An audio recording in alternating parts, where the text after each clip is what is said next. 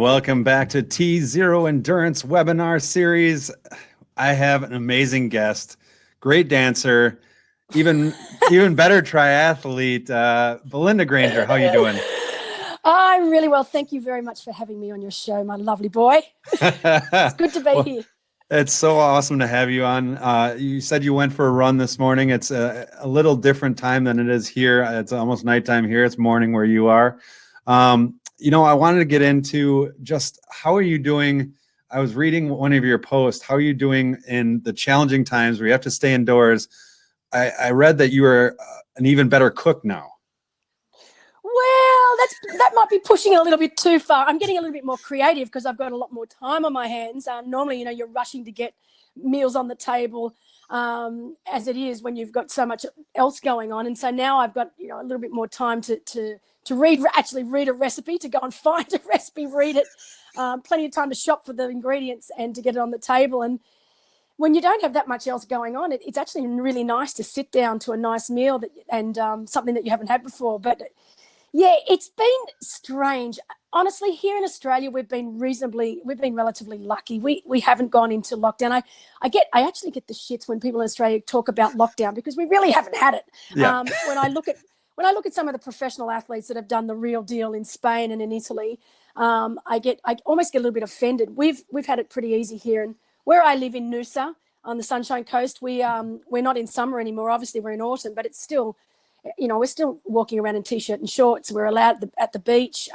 We can still swim at the beach. So as far as I'm concerned, we've had it pretty easy in that department. Oh, that's awesome. That's good. And now you've been retired, and it was funny because I was reading, you did a podcast, I believe it was, with Steph on What's Up. Yeah. And it said in there, what do you think you're going to do 10 years after retirement? So how many years has it been you've been retired? I keep saying it's only 4 or 5, but I think it's closer to 6 now. So I think it's coming up. The end of this year will be 6 years.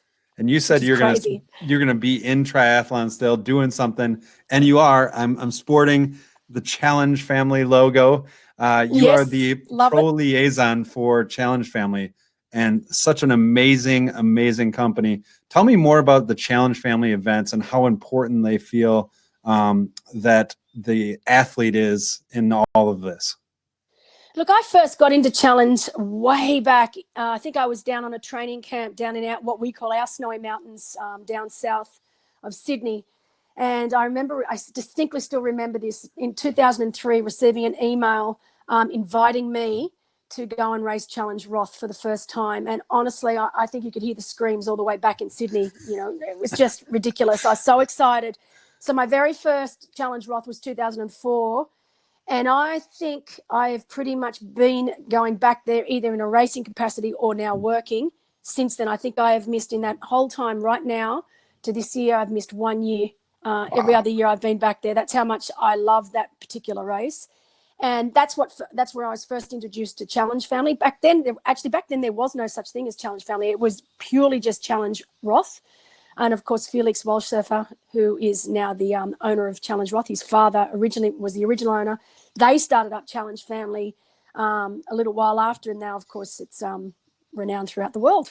So, and I made it a point that when I retired that I would get a job. I didn't know what I was going to do. and it was, I remember when I said I was going to retire, and I remember Felix Zibby, and back then it was Victoria who ran and owned Challenge Wanaka. They said, well, what do you want to do? So they basically let me write my own role, my own work role. It was the best thing ever. And and they supported me up until then and up until now. And I'm still working there, and I've still got the same role that I wrote all those years ago. So it's been pretty awesome so far. Oh my God. That's perfect. Now I've been to Challenge Roth, and it is one of those amazing races. And you lead one of the runs, the women run. Tell me more about that, because it is, my wife and 2 daughters got to do it, and it was unbelievable the amount of pink that was out there. It's crazy. And, I remember when the Challenge Women's Run first started, Mimi, who runs it, and there's quite a few people involved behind the scenes, but it's started as something quite small, and now to look at the size of the event now, I laugh every year. Every year I go back and it's bigger and better than the year before. And one of the best things about that run is the actual warm-up that we do. I don't know if you were there for the warm-up. Yes, it was. Because Andrew, you had the Bachelor, Andrew Baldwin, leading it. I was like, this is Belinda's doing. It is unreal. I think one year we had Jan Frodeno, and that was the funniest thing ever because he's the most uncoordinated man on this planet. He may be the greatest triathlon on the planet, but he is so uncoordinated. He was out of time on every step up on that stage, but I was laughing that hard. So I love that event. And it's funny that you bring that event up because we've just literally started an email going around where we are going to actually hold a virtual 5K run event on that day when it was supposed to be. Obviously, it's not on this year when it got cancelled. So we are actually going to be running a 5K Challenge Women's virtual 5K, which I can't wait to be a part of. And I've actually suggested that everyone has to video themselves warming up, and the sillier it is, the better. So I can't wait to see some of those videos. And where can they go to register for that? Look, they've just it's just started. So I think they have just put their first post up on Insta. So if you go to Challenge Women Insta page, you'll get all the details there. And yeah, I know that they've literally just started putting that up because we've just been asked questions. I know Laura Siddle is right behind it all. I'll start putting some posts up too on my Instagram page. And I know Laura's also put some up on hers. So as more information comes through, we'll update that as well. And we'll share that as we get more information because it's such an amazing group. It should be good fun. And as you know, it's not about times. No, I've already said that I've already put down that I'm getting close to running between the 6 and 7 minute kilometer pace, which is, back in the day when I was racing, it was around the 4 minute K pace. It's now moved south quite a few minutes. So times are irrelevant. Unless you're going to a dinner party where they have a really fine wine, you may get back to that race pace. Precise. I could. And in fact, that's the sort of stimulation that is needed these days to get me back to race pace. Now, I want you to talk too about Challenge Roth because it is such an amazing venue. It's such an amazing race. Like you said, you haven't missed it. Why is that? Because you haven't missed it. Why haven't you missed it? Look, I remember obviously turning up in 2004 and with the intention of winning it. I mean, obviously as professional athletes, as any athletes, you go there to give your best. And I wanted to win that event. Very difficult to win any event on debut. And I remember thinking at about the 21 kilometer point of the run that this race was mine and I was going to win it the first year there. And I just thought this is the best thing ever. Long story short, I got run down by Nicole later with about 2 kilometers to go that year. And, normally I would be devastated to have a win almost in my grasp and then to lose it on the last kilometers. But honestly, even to this day, was one of the most gratifying moments of my career, even coming second, because that finish line was like no other I'd ever been to in my life. And I made it my sole mission the next year that I was going to finish first. And of course I went back in 2005 and I did win it. And there is a finish photo that one of the sponsored photographers took on the finish line, and it doesn't even need a caption. It's just my face holding the beautiful lion trophy that you get given. And the look on my face says it all. I don't think anyone's ever captured me at that particular point in time where it's just like, have I really just done this? This is the best thing ever. So, yeah, that's why I keep going back. And now, obviously, the last 6 or 7 years, I've been working behind the scenes, but I've been there. And now I'm living through the winners. So, last year, seeing Lucy Charles win it and seeing the look on her face. Seeing Andy Dreitz last year win it for the first time. And, of course, really special for him coming from the region. We hadn't had a local winner for a long time. So even to see them and to see their expressions on their face, the amount of pleasure that gives me is crazy. Yeah, it's just great. Yeah, and it's the atmosphere, everybody loves that event coming there. And that's, I finished way at the end, and it is one of the most iconic finish lines. I still remember the year that I finished and they played Bruce Springsteen, Born in the USA. Yeah. But this is the sort of thing they do. Someone would have told them that you were coming, that you were almost there. And it's just those tiny little things that you don't even think about, but they do. Yeah. They think of everything because they legitimately they care about everything, and they care about every single one of their athletes, not just the professional athletes. Yep. It doesn't matter if you're first across that finish line or if you are the last finisher, and everyone in between. And Felix and his sister and his mum are basically on that finish line from the very beginning to the end of the night. And I don't know how they do it. I'm exhausted. I have to. I admit I'm not there the whole time. I have to take a break, but they're there the whole time. It's just it's unreal. It is amazing, and I love it. And it's such an amazing event. And you've had an illustrious career. I mean, 15 full distance wins. You've raced over 50 times, I believe the number is. And then you're in the Australian Triathlon Hall of Fame. That's pretty impressive, to say the least. What was one of your favorite wins besides the Challenge Roth? Yeah, Challenge Roth is definitely my most memorable full distance finish. But I'll be honest, very, very close behind, and I'm talking a smidge behind, was when I actually went and raced Ironman Canada when it was in Penticton for the very first time. And the reason being is, one, it was my first time ever to Canada, and it is a stunning and spectacular country, absolutely out of this world. But also because I went to that race not knowing what I could achieve there. It was a race that, it was back in the day when you could actually still enter Ironman races 2 weeks before. So my coach, Brett Sutton, back in the day, literally sprung it on me 3 weeks before the race and said, "You're racing." And the reason he did that is because back then I was having a very big rivalry with gun Canadian pro Lisa Bentley, and she would come to Ironman Australia every year. The one race that I wanted to win but never did in the 10 years that I did it. Got second plenty of times, but I never got to win it. And he said, "Belinda, you're going to go to Ironman Canada and you're going to beat her at her own game." And I said, "I'm not going to Ironman Canada and get beaten by her twice in 1 year. Once a year is bad enough. Thanks very much." But everything he said psychologically worked. And I went there. Long story short, I did win it. I beat Lisa. So I got to beat her at her own race, and she got to see what it felt like, which was great. And that was the most satisfying, I have to admit, the most satisfying, because I truly didn't believe I could do it. And my coach knew I could, and he was right. And the lessons I learned that I took away from that day lasted me for my entire career from then on. So I got more from that race than I've ever got from any other race. What would you say like those lessons were? Because I mean, a lot of age groupers get into their own head and they don't understand that, I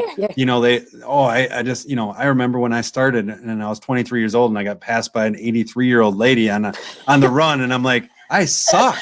And it was like, I bonked. And it was like, what is that mindset that you have to get into to be able to keep pushing beyond those comfort points?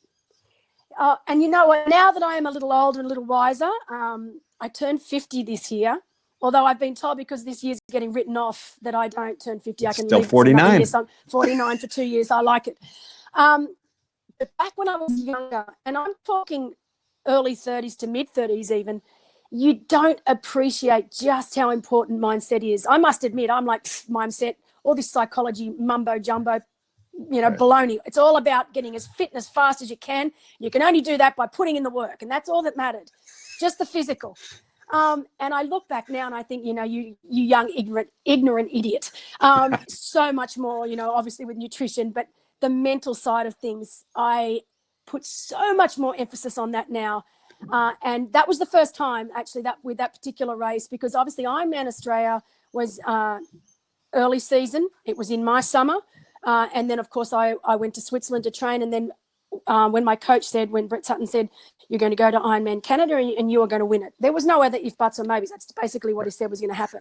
I honestly didn't believe him. I'm like, yeah, sure, whatever. Lisa Bentley absolutely just annihilated me again, I think for the 6th or 7th time in a row at Ironman Australia. She was going to do it again. So she's going to get 2 out of 2 in the year. And I remember getting to the race and staying to myself. You get to stay in homestay, and I had the most beautiful homestay that I continued to stay with the next 2 years. And she was a lovely woman, and she was great because I just completely removed myself from anything to do with the race and just enjoyed my time with her. And she also helped put me in a great zone, because it was not just about coming over and trying to win the race. It was about making friends with, making new relationships, going to a new country. And so for the week leading into it, I didn't actually give the race too much thought. And then on race day, obviously I did my same plan as normal, swam and rode like there was no marathon, which is how I always approached every race. Not necessarily telling people to do that, but that's what I did, because Lisa Bentley was renowned for her marathon strength. She was one of the best marathoners in the world. And I knew I got off the bike with a very big lead. And I actually started to believe, you know what, maybe everything that my coach said was true. Maybe I'm going to beat her at her own game, because she had all the pressure. I had no pressure. No one expected anything from me. I was new it was my first time in Canada, first time to this race. I was in her country, her national race, not mine. She had all the pressure on her shoulders to perform. I didn't. So I was going under the radar, especially because she'd already beat me earlier the year anyway. Right. And then I started to think, maybe he's onto something here. Maybe I am going to get this. And I remember Paula Newby-Fraser, who was on the bike because she was working the event back then.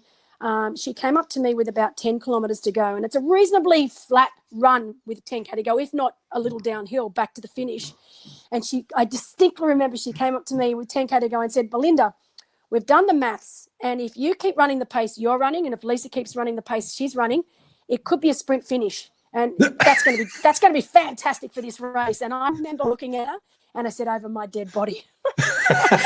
And she laughed. She cracked up. She thought it was hilarious, because she could tell. She saw the look in my eyes. I thought, I'm not giving it up. I'm not giving up the lead this time. And whether Lisa had panicked and started to run too fast, even though she's a great runner, too fast, too quickly, but she panicked because she thought, well, this is my race in my country. I'm winning it. She's not winning it. All of a sudden I was getting splits with about 8K to go, 7K to go, and those split times were getting larger and larger. And by the end, I ended up winning it by quite a few minutes. And the great thing about that finish is you get to the main street and you actually have to turn left away from the finish line before you then do another big U-bob and go back. So I got to see exactly where she was. So I really got to enjoy about the last 400 meters of that finish line, knowing that the victory was mine. So mindset was everything, because I had gone in there thinking, this is crazy. She's already beaten me. She's going to beat me again, because that's just what happens. That's what she does. Right. Without even thinking about the mental side of it, that she had all the pressure on her shoulders. I had zero pressure on my shoulders. I just had to go out there and do what I love to do, love it, which I did. The bike course in Penticton is the most spectacular bike course I've ever done, even to this day. Glorious bike course. And I did. I enjoyed it. And it was really only that little tiny moment when Paula came up to me and said, it could be a sprint finish. I'm like, no, it's not. So yeah, the way you mentally approach a race is everything. And it can make and break you regardless of where you are at physically. So yeah, I have given a new appreciation to this thing these days. Yeah. And it's hard, because when you're, the question I always like to ask people when they're in the lead is, how do you mentally not take yourself out of the race, thinking of, who's behind me? And just like you said, like when Paula told you, hey, this could be a really close race, now you're starting to play demons with something that doesn't exist yet. Exactly. And I could have, because I'd been in that position before. Every year at Ironman Australia, the same position, I'd get off with a hefty lead out of T2, and she would run me down. And, each year I'd get a few more minutes, thinking this is the year I've got that few minutes up my sleeve. She'd just run a few minutes faster. So when Paula said that to me, I could have easily just gone, well, same old, she's going to get me, and just waited for the past to happen. But I just think, because it was like I put my foot down and said, no, enough's enough. This has happened to me too many times, and it's not going to happen again. And it was the same attitude I went into Roth the second year. The first year was a learning year, and I'd been told, I'd spoken to Chris McCormack, who'd been through the same process with Lothar later in Roth. And he said, the first year, don't set your expectations high, but don't just think you're going to win this race, because with every race it's a tricky situation. It's the Germans go for the Germans, and you've seen it. It's very very difficult if you are an outsider coming in.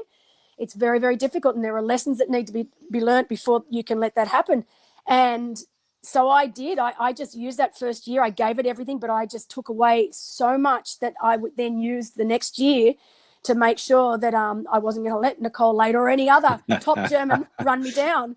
Yeah. So and I think that's the most important thing with races, that no race is a failure. You know, I have so many of my age group friends come back to me and say, oh, that race was a disaster. I'm just going to forget that one, put it away and pretend it never happened. I'm like, no, don't do that. No. It did happen. Yeah. And I said, as long as you can take one positive away from a race, then it is not a failure. And you take that positive and you use it for your next race. And I've done that every single time. Hey, my very first long distance race, I DNF'd. So I did my first run back in, I think 2000 was my very first. And I went in all guns blazing, thinking I was going to set the world on fire. And basically I got a flat tire, didn't know how to change it. Spent 18 minutes on the side of the road as a professional athlete, mind you. Yeah. Blew up, tried to make up all the time I'd lost on the bike, on that first half of the bike, and the second half of the bike, blew up on the marathon, made it to 17K and walked off the course in a screaming heap, crying and thinking my world was over. So, and people say, oh, that must have been terrible, your first one, what a disaster. I'm like, no, I learned more from that race than any other race. And learned how to change a tire. It never happened again. Yes. My husband made me change every single tire in every single training session from that point onwards. So, yeah, that's not a problem anymore. Yeah, you're like, it's never happened on my trainer. Exactly. Never happened. Well, and even when it has happened, I've had someone there to train it for me. There you go. For me. So ridiculous. But so, yeah, and it wasn't a disaster. It wasn't a failure because I made sure it never happened again. I think in the 50 iron distance races that I've completed, I DNF'd my very first, and then I think 10 years later in Kona was the second time I DNF'd, and it's the only one I regret because I just walked off. I walked off for no reason. I walked off the race course because I just didn't want to do it anymore. And if anyone asked me any regrets in my career, that's the one and only regret I ever had because there was no excuse. I just didn't want to. I didn't want to have a bad race, and I was having a bad race, and I just mentally didn't want to cope with that, which is crazy. But you know, we're all human. We're all human, and we all have our soft spots, so to speak. But again, yeah, one regret the whole career. I can do that. It's okay. Yeah, well, and like you said, you learn from it. I mean, obviously, you do. You learn from it, and you never happen again. I still remember. I think it was the year that Chrissy flatted in Kona. Yeah. And they had you comment on it. It was so funny because I think you said something like, "Yep, we knew she was going to come back." Oh yeah. You know? Well, I remember when because at that particular point she was leading the race going up to Harvey. I was in second with Didi Grisbar. So Didi Grisbar and I were riding in second and third position, and we saw her on the side of the road, and you know she put her hands up because she'd blown out all the canisters. Yep. And so I felt so sorry for her. And then I remember turning back and screaming to her, "Don't worry, you'll get it fixed and you'll be back on the front in no time." And Didi goes, "Do you really think so?" I said, "Didi, this ain't going to stop her. Believe me, it's going to take more than a flat tire and no canisters to stop this woman." I'd been training with her all summer, so I knew. And sure enough, with about 40K to go, so we were back up on the Queen K. I was on my own. I think I dropped Didi by just a touch. And sure enough, she went smoking by me like there was no tomorrow. And you could see the look on her face. If anything, that flat tire had just given her wings. And that was it. That was it. No one was going to touch her from then on. So yeah, she was a different kettle of fish. She was so far ahead. It was not even funny. She's crazy. That's crazy. Yeah. I know. You know, I love it. I mean, the best part, and you know, we really on this webinar series, we've had so many different personalities, and I think that's what a lot of people don't understand is all the personalities that go into triathlon. Because you just see the race. Oh, it's fantastic. And it's like, I mean, it is a deck of cards, and if you're missing one of them, it's not going to be that good of a deck of cards. No, it's not. And we need this. And that's what I think makes our sport so great, because there's not one particular personality or one particular physique or one particular age group that has it over another. You know, our sport comes in all shapes and sizes, all different age groups, all different sorts of personalities. I think one thing in common is we're all high achievers, regardless of whether you're a professional athlete, a top age group athlete, or even just a mediocre, middle of the road athlete. You're all trying to achieve the best for you. So I think we're all high achievers. That's one personality trait I think we all definitely share. But we're all different. And now working on the other side and working with the professional athletes, It's so funny. I know them all. I know the person. I know it makes them tick. So if you saw the emails that I write them, the different email styles I have to write just to know what will get them to come on board, it's crazy. But I love that. And even within a race, I used to know what athletes I could have a conversation with out there. Because, hey, even when I raced, and don't get me wrong, I was serious when I raced, and I raced to win. But that didn't mean that I didn't want to have a chat to someone out there on the course. As long as you're out there for a long time, 9+ hours. And that does not shock me one bit. No. So one of my favorite people I used to love racing with was Jo Lawn from New Zealand, because I knew that she was highly competitive. We had some ding-dong battles in our time, but she'd actually have a talk to me. And I think there was one challenge Roth we got off the bike together in first place, and we knew there were some good runners behind him, Van Vlekken, Erica Chamor from Hungary, very good runners. And I remember someone said the cameramen just were baffled because they were following us along the first straight section of the canal for about 8K. And they said to us after, Belinda, you and Joe didn't shut up. Were you even racing? You're out like you're on a We were racing and we were running hard. But that's how we get our comfort, that we actually, I race better like that. So I know Welchie was the same. Greg Welch was the same. He was a big personality. He wasn't one of those people on the start line before a race that was just there in his own zone. Whereas you had people like Dave Scott, Mark Allen that you couldn't get a word out of. So, and I don't think there's one right or wrong way. You are who you are. So, and even today, Daniela Riff keeps to herself. Mm-hmm. You're not going to get much out of her on the race course, but Sarah Crowley, you will. So, and they're all brilliant athletes. So it's I love it because it makes our sport exciting, and it's it never gets boring. Boring. I love that, because that's an insight that I think a lot of people don't understand. Is they look at pro athletes and they're like, oh, they're all like this. They're all that type A, straightforward, and it's like, no, it couldn't be farther from the truth.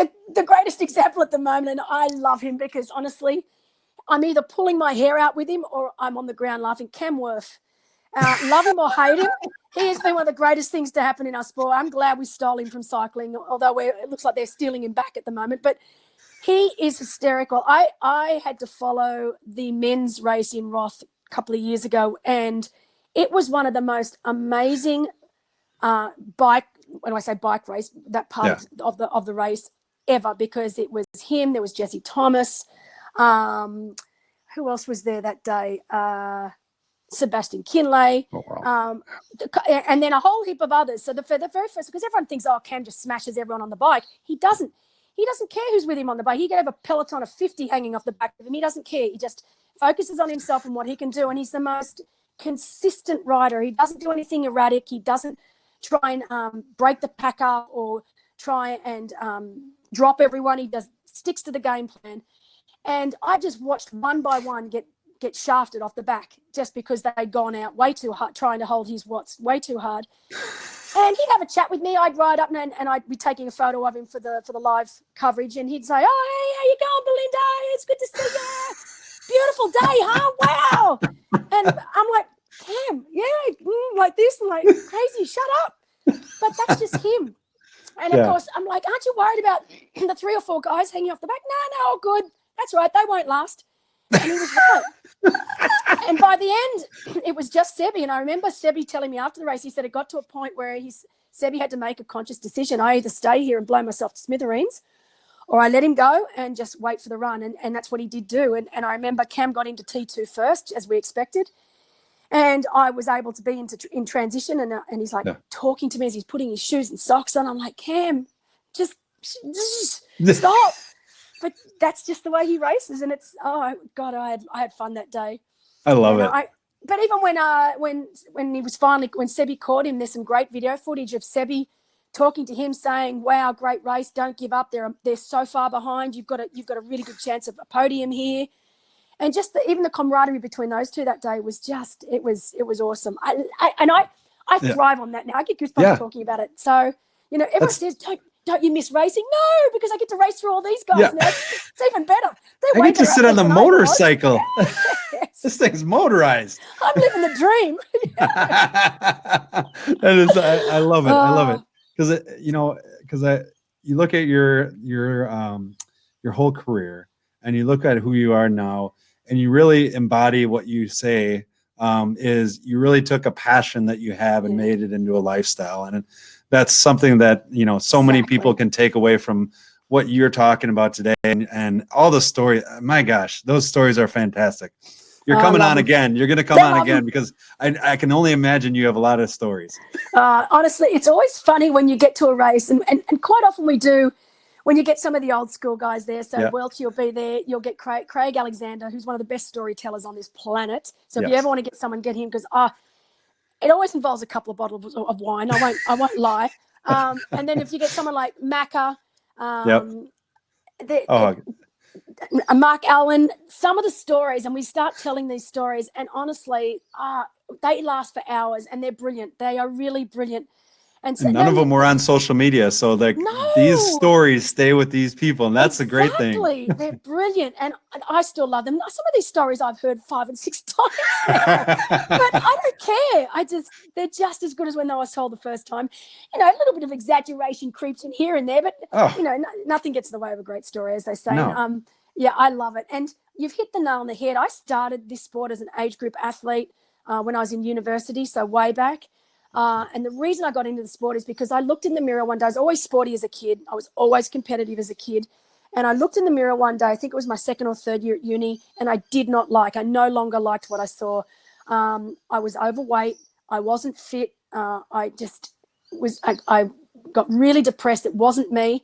And so I needed to find a sport that was something new. So I had no benchmark to go on. I'd been a swimmer. I'd swum at school. I'd done athletics at school. I was a gymnast for many years. So it needed to be something completely different, that there was no benchmark, that I could start afresh.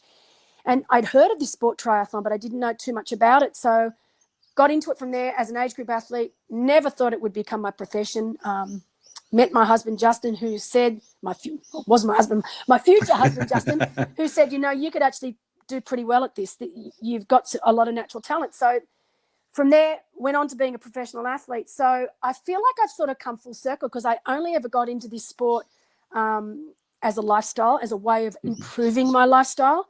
And so now to be back doing it because it is my lifestyle and it's what I love, and I've never lost that, it's great. And I'm just lucky enough to have had that 20 years where I was a pro athlete that actually able to make a living from it. I mean, I never, ever take that for granted, not for a second. Oh my gosh, I love it. Well, Belinda, it has been a pleasure talking to you, and definitely we'll have you on again. And there's a lot of good things that are going to be coming up on the T0 Endurance website, and challenge and all this good stuff that Daytona, it is going to go. Well, look, I honestly, one thing I can say to everyone out there, and obviously this whole year, the whole 2020 is the unknown. None of us know what's going to happen. We can all predict. We've all got our wishes. I know I have my wishes. But at the end of the day, what's going to happen is what's going to happen. And there may be a chance that no races will go ahead this year. But that's not how I like to look at life. I'm not a pessimist. I've always been an optimist. So I'm going to go with that race will go ahead in December. And now with the PTO on board and having the championship event, it is going to be, without a doubt, one of the most incredible events ever. I can't wait. The team that runs Challenge Daytona, Bill Christie, the race director, Gillian Wilkins, amazing. I only got to meet them for the first time last year and work that event for the first time last year, but truly the most incredible people with their hearts in the right place. I'm talking to Gillian pretty much weekly now, sometimes daily, about this event. That's how serious that they want this event to go ahead. And I know they are going to move heaven and earth to make it happen. So, let's hope. And it's December. It's our last month. So let's hope we can have it. But at the end of the day, the worst case scenario is that, we just look towards 2120, and that's just can you just imagine how huge 2120 is going to be? It's going to be an athlete's paradise, because there's going to be that much to pick and choose from. That's going to be an athlete's only issue, is deciding what race to do, because there's going to be that many great races. And so anyway, I always say will be there. Positive attitude. Let's at least look for the end of the year. And that's the best we can do right now. I love it. Belinda, thank you so much for inspiring people today. No problem. If you guys want to go to iwishIwasracing.com and find out who is on next on our webinars. And then also there's a special event. You'll hear Belinda giving a shout out to the two ladies this weekend, May 9th. I would go to Miranda Carfrey's Instagram or Meredith Kessler's Instagram and find out kind of what event we have going on. It's going to be kind of fun. So hopefully we'll see you next time. It's going to be amazing. It's going to be amazing. Yeah. Well, thank you so much, and we'll see you guys next time. All right. Have a good one. Bye. Ciao. Bye.